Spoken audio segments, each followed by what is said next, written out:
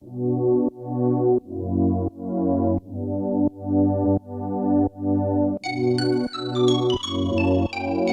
can you give us a little insight on filmmaking?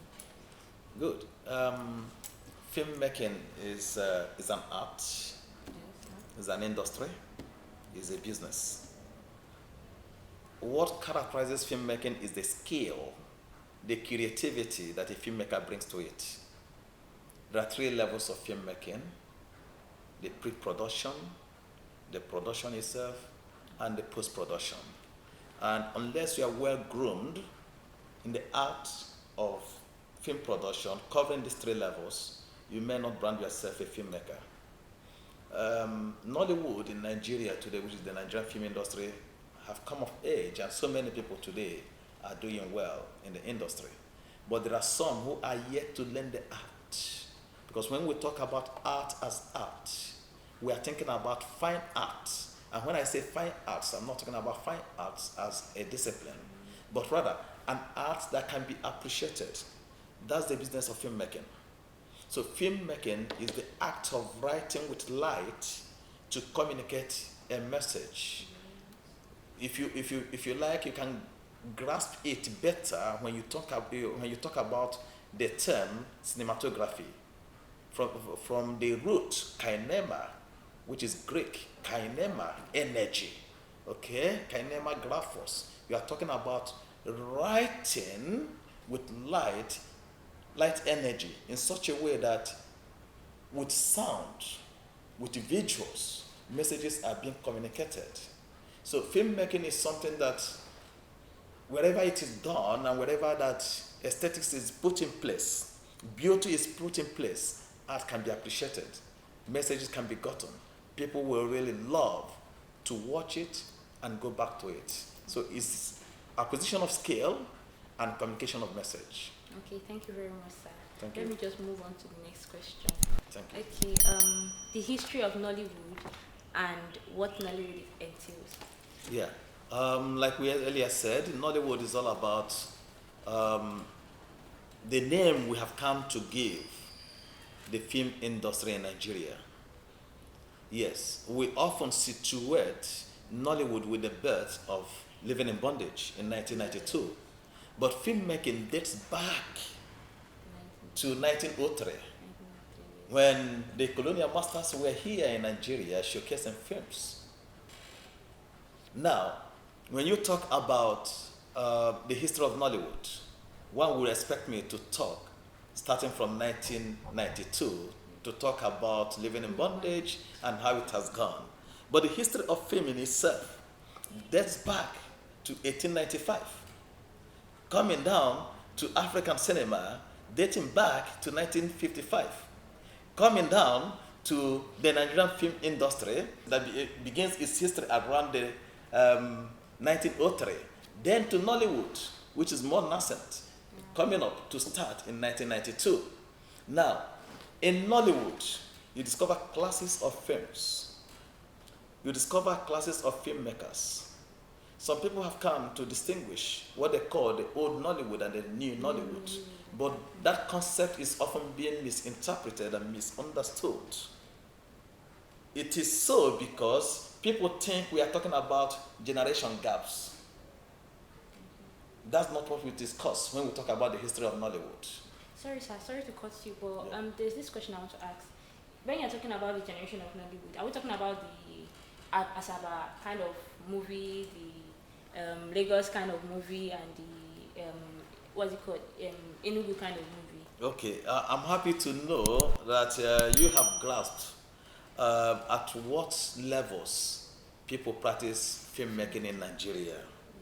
Nollywood is one word covering all film practice in Nigeria as a nation. But there are what we may call film centers, film production centers. People tend to congregate at urban areas where they think they can come to produce visual stories. We have them in Lagos, we have them in Asaba, we have them in Onitsha, we have them in Enugu, and so many other places. Now, this problematizes the notion of Nollywood. Because if people pursue differences without looking at unity, they will be thinking there are different kinds of Nollywood in Nigeria. The second question, your journey in Nollywood and yes, your journey in Nollywood. Well, let's say my journey in the world of film. Yes. Yeah. Number one, as a child, I was a lover of film. I watched a lot of screen visuals, starting with Chief Zebrodaya, Okori Gwenwogu. I don't know whether you were born when, I was not born by then. you know, the new masquerade. So we used to keep awake to watch Chief Zebrodaya every Thursday. And it's not only Chief Zebrodaya, we also had some soap operas, Checkmate, that we used to watch. Yeah. So all of this, I mean, made my life so totally anticipating of what to do with screen acting, screen shots or whatever. You know, I remember then we used to watch every Saturday Space 1999. And this made me, the last time I traveled to the United States of America, I said, let me see if I will enjoy Space 1999. And that made me to start browsing it and start getting it on YouTube to look at the kind of joy I will have. So as a kid, growing up in rural African setting, I was enjoying films. Film on television, black and white TV. Not like people going to cinema halls today. And so when I became a priest, well, when I was in the seminary, I was also part of the theater troupe in the seminary. I was acting a whole lot of plays. I acted Pastor Kachuku, The Gods Are Not to Blame, Boundary Dispute, a whole lot of stage plays. I even acted a woman on stage.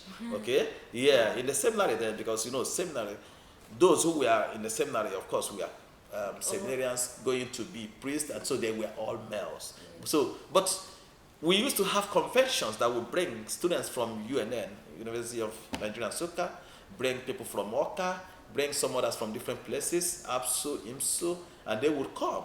You know, those of them, and people used to watch our end of the year drama and the Easter, and we were happy to belong to the theater troupe of the seminary, okay? And then when after my studies, after becoming a priest, my bishop then decided that I've been good in communications because he appointed me the editor-in-chief of the diocese newspaper, and with that he said I should go and study, you know, perfect in studying communication. So as I went into studying communication, did it at the PhD level, I said, come on, I have got to diversify into film. It was then that Nollywood was making waves, and I'm happy that by God's grace, that choice paid off, in the sense that I am the #1 priest in the whole of Nigeria to have a PhD in film studies. Wow. You know, some others are in different aspects of communication. You get some that are in strategic communication, some others who are in things like development communication, and some other aspects of communication, just like you have so many priests who are in philosophy or theology or cultural, religious and cultural studies. So on my own, going into communication, I diversified and went into film studies, okay? Then when I came back from studies, I started teaching in Siwa, Catholic Institute of West Africa. And there was an institute, the Professor Robert White, SJ, and so many, they were calling me to come and start teaching. And then I began teaching there. And because the center was Center for African Culture and Communication, and Cinema Studies was my seat. So, and from there, I applied to come over to Uniport to join people like Professor Femi Shaka and others to build up the Department of Theatre and Film Studies.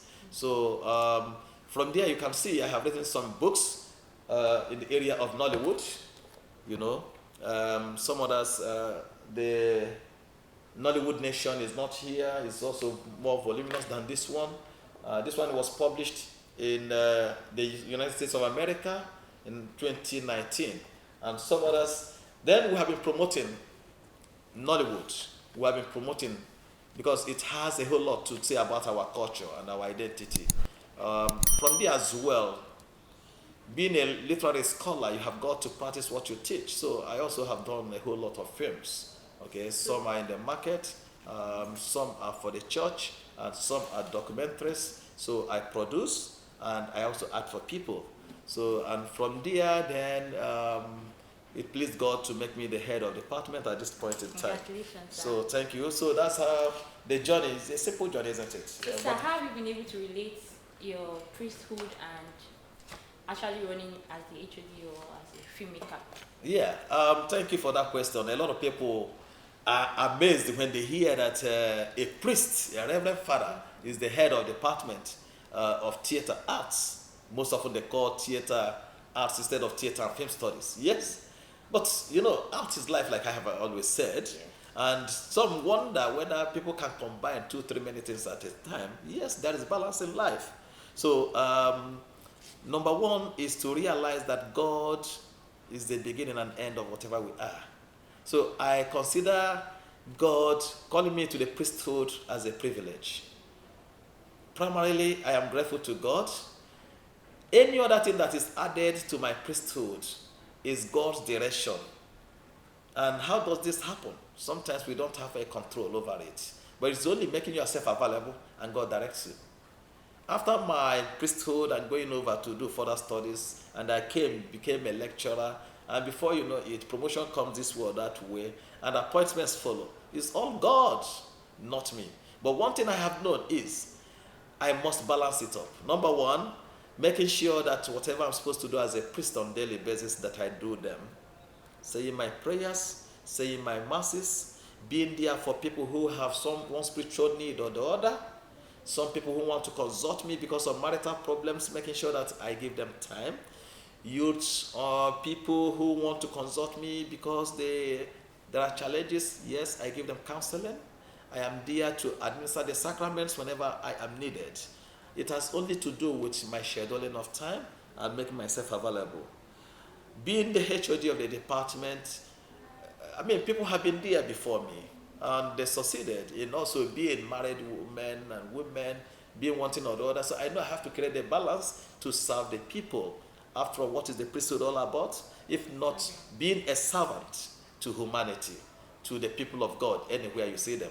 So it is a thing of joy that God extended my ministry to being the HOD. In that case, I am serving the staff of this department as well as the students, making sure that these people who have given us the privilege of mentoring them to shape their future, that we are there for them. So I consider it an extension of my priestly ministry to be there for my students and to make sure I am available for whoever needs me to be there. So it's all about having a balance in life. Okay. Thank you very much, sir. Thank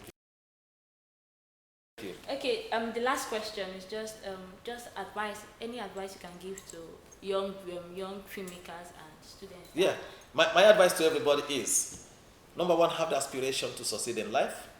Number two, go for what you think will make you have a name. Go for it passionately. Work with your God. Believe in yourself. You may also say, believe in God and work with yourself. The issue is, these two can get you to any length, anywhere you want to be. If you want to be a filmmaker, study it, enjoy it, have the flair for it, and make sure that you follow the rudiments tenaciously. Filmmaking is an act. Whatever you do, let it be an act. And what qualifies to be an act must be creative. So bring creativity into what you do. Everybody is called to be great. Everybody is called to make the world a better place. And to make the world a better place through art is something innovative. All filmmakers have to ask themselves, how do I contribute to the beauty of the world, to the enjoyment of the onlooker, to the happiness of the viewer? And by thinking through it, without corrupting the society, they can make the world a better place. So I think everybody is called to improve on human qualities. Thank you very much. Thank you and God bless.